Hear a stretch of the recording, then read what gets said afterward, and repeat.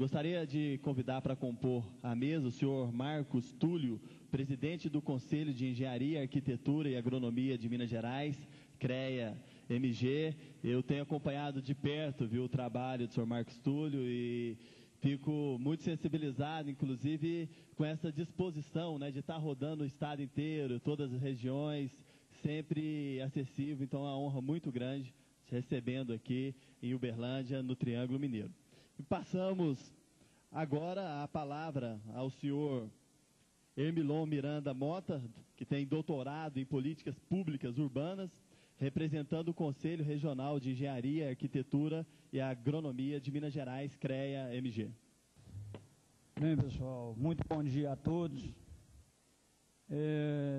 Eu gostaria de agradecer o deputado Wellington Prado, representante da Assembleia Legislativa de Minas Gerais, pelo brilhante trabalho que a mesma vem adotando em prol das políticas públicas urbanas como um todo, não só quanto a plano diretor, porque seria muito limitado. Então a Assembleia está de parabéns, leve o nosso reconhecimento a todos os membros daquela Casa de Leis em Belo Horizonte.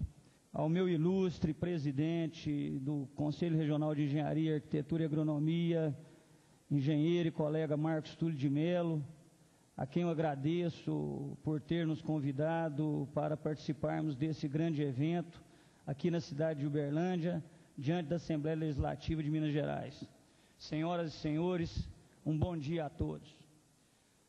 Ao ser convidado para falar de políticas públicas urbanas, eu não vou negar, eu fico muito à vontade, porque é a nossa área de atuação, é a área na qual pesquisamos e trabalhamos tecnicamente. Começamos um trabalho árduo a nível de estudo nas capitais e fomos chegar a cidades com menos de 3.500 habitantes, inclusive no município, no estado de Goiás, onde presenciamos esgotos a céu aberto, ruas sem pavimentação, enfim, não há saneamento básico nesses pequenos municípios. E eu gostaria até de sugerir ao nosso nobre deputado estadual, Wellington Prado, que nessa Casa de Lei em Belo Horizonte registrasse também essa questão. Quem sabe o Ministério das Cidades não poderia já entrar com sua equipe de uma forma de intervenção e para ajudar, colaborando, montando esses planos diretores desde o início desses povoadozinhos. Porque Uberlândia, hoje, na casa dos seus quase 600 mil habitantes, está enfrentando um problema seríssimo, que é o problema da grande periferia. Quando o nosso colega falou a respeito aí de perímetro urbano, eu fiz questão de tomar nota e comentar a respeito de Uberlândia as alterações do perímetro urbano da década de 50 até a década de 90. Ou seja, a primeira lei que instaurou o perímetro urbano em Uberlândia data de 22 de junho de 1950, que é a Lei 112. Posteriormente, já em 30 de dezembro de 1969, ou seja, 19 anos após, houve um decreto de número 552 que já alterou esse perímetro urbano também. Eu tenho tudo isso registrado, para onde o perímetro vai, para onde o perímetro vem. Já através do decreto 1691, de 3/4 de 1979, houve outra alteração. E com a modificação, através da Lei 5.128, de 20/9 de 1988. E também com a Lei 4.790, de 4 de outubro de 88. E, finalmente, em 1994, 7 de março de 1994, através da Lei 5.969, houve alteração.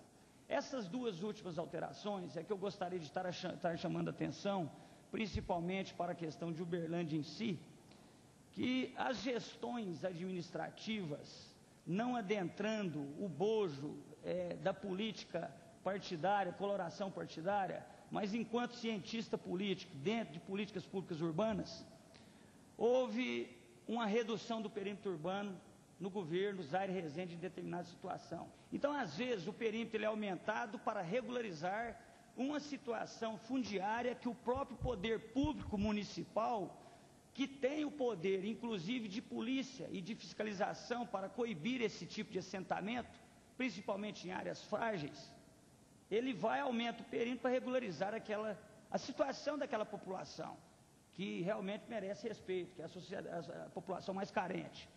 Em outras ocasiões, ele aumenta o perímetro urbano para fomentar aquilo que nós muito debatemos, que é a questão da política fundiária em termos de especulação, a terra para mais-valia. Então, só para criar um debate mais amplo posteriormente, eu faço uma pequena provocação. Com relação ao que o nosso colega anterior falou também, da regulação fundiária e da reserva de áreas urbanas para projetos sociais, que está muito bem claro no Estatuto da Cidade, artigo 182 e 183. Muito bem.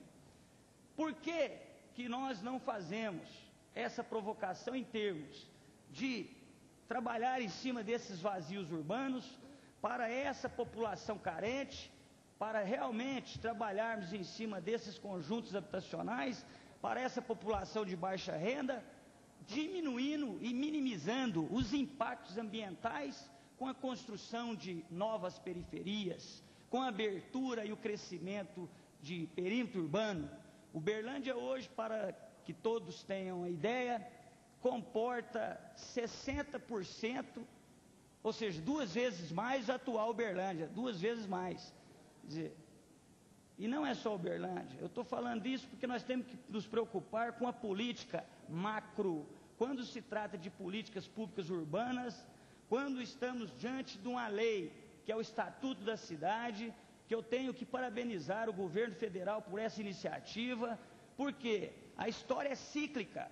No governo militar, quando do êxodo rural, quando do advento da industrialização, quando da mecanização do campo, o povo, o homem que estava na zona rural, ele veio para as cidades, trazendo teus filhos, pensando numa melhor condição de vida, numa dignidade melhor para a tua família. No entanto, ele encontrou, foi uma cidade precária, foi uma cidade sem saneamento, foi uma cidade na qual ele não tinha e não tem habitação digna de moradia. Enfim, a cidade realmente é o palco dos grandes conflitos. Nós temos que adotar políticas coerentes e cobrar do Ministério das Cidades e cobrar do governo do Estado, que muito tem participado efetivamente, cobrar das instituições. Está aí a presença do presidente Marcos Túlio de Mello, que eu tenho acompanhado de perto todo o trabalho, juntamente com o deputado Wellington Prado e os demais parlamentares da Assembleia Legislativa de Minas, os professores da Universidade Federal de Minas Gerais, que tem um papel fundamental em todo esse processo também, principalmente na região metropolitana de Belo Horizonte. Mas eu gostaria de conclamar a todos para que nossas atuações, a partir de então, a partir dessa agenda, a partir desse contexto que nos foi dado, aproveitarmos isso e realmente levarmos avante. Enfim, nós temos que preocupar a nível macro, nós temos que preocupar com a violência urbana, nós temos que preocupar com esses presídios que estão sendo construídos, nós temos que preocupar com o valor que nos custa um preso, hoje, para o Estado, custa em torno de R$ 1.260, ao passo que um agente penitenciário tem um salário de R$ 760. Quer dizer, há uma grande discrepância, uma grande inversão de valores em todo o processo que diz respeito ao urbanismo. Então, por aqui eu findo as minhas palavras, agradecendo a todos mais uma vez pela oportunidade e nos colocamos à disposição para qualquer questionamento e iremos responder dentro daquilo que formos capazes. Muito obrigado. Agradecemos a exposição do senhor Hermilon Miranda Mota, representando aqui o CREA-MG, achamos que foi oportuna a provocação no que tange a especulação imobiliária, realmente falou a verdade, né?